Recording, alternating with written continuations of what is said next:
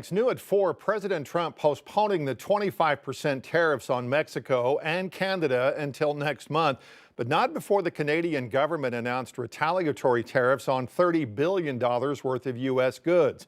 Dairy products imported from America and U.S. processed foods and popular brands sold in Canada like Kellogg's, Hershey's, and Coca-Cola will cost more. Produce like meats and apples, potatoes, even pork could be more expensive.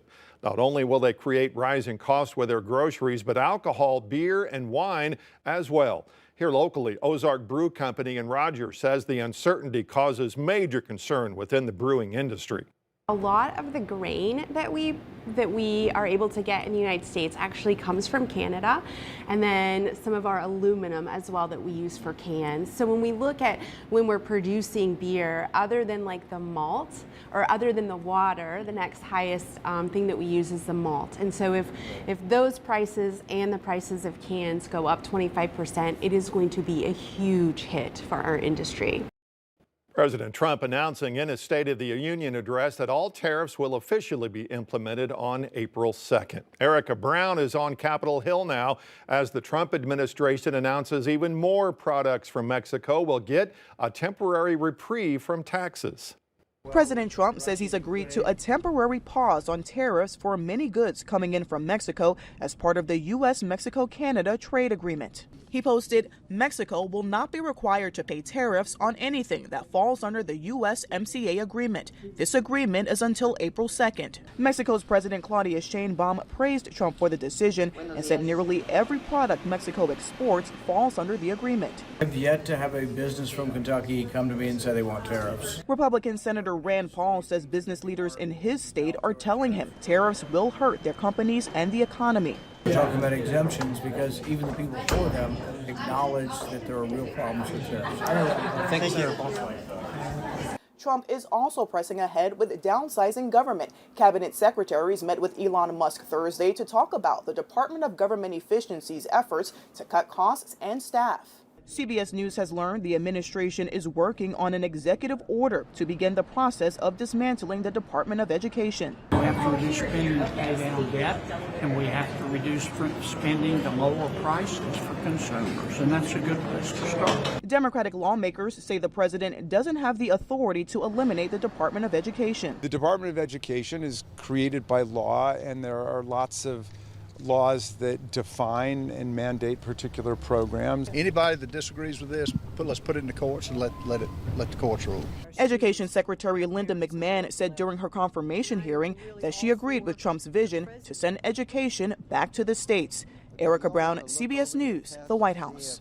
The president has issued what he called a last warning to Hamas to release all remaining hostages held in Gaza. He posted the statement on his Truth Social platform right after meeting at the White House with 8 former hostages. The president wrote that he was, quote, sending Israel everything it needs to finish the job.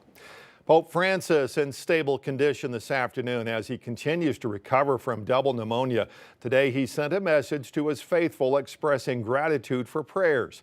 This is the first time we've heard from the Pope since he was hospitalized. Vatican sources say the 88-year-old remains in stable condition. He's not suffered any more instances of that acute respiratory inefficiency that he suffered this week. For the last 3 nights, the Pope has worn an oxygen mask to help him sleep. He's also doing some physical therapy to improve his mobility. Arkansas Blue Cross Blue Shield reporting a loss of $226 million, citing a rise in health care costs for this. According to our partners at Arkansas Business, the health insurer issued a news release attributing the loss to a rising number of medical services for its members and higher cost for outpatient surgery and hospital services.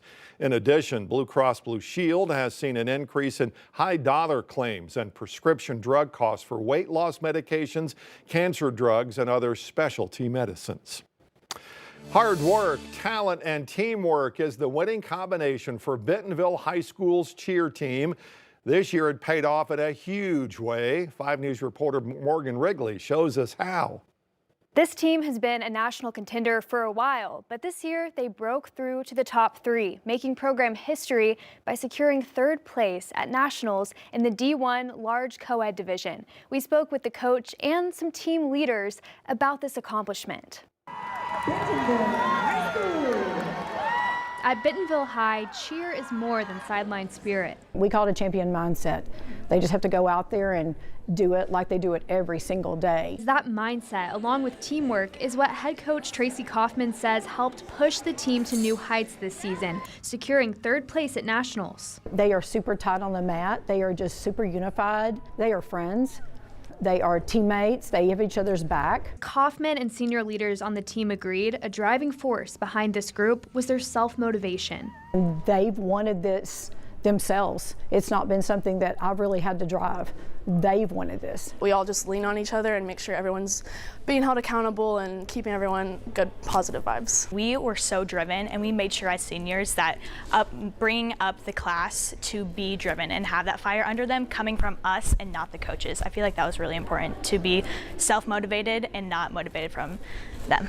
And as they cheered for their school, their community was also cheering for them. The school is all about it.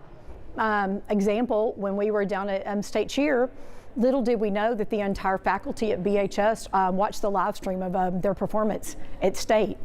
And then all of a sudden, text messages and emails started blowing up from all the faculty here, and they had watched them. And a lot of those ladies and gentlemen had never seen a competition, much less seen them compete, and were just blown away.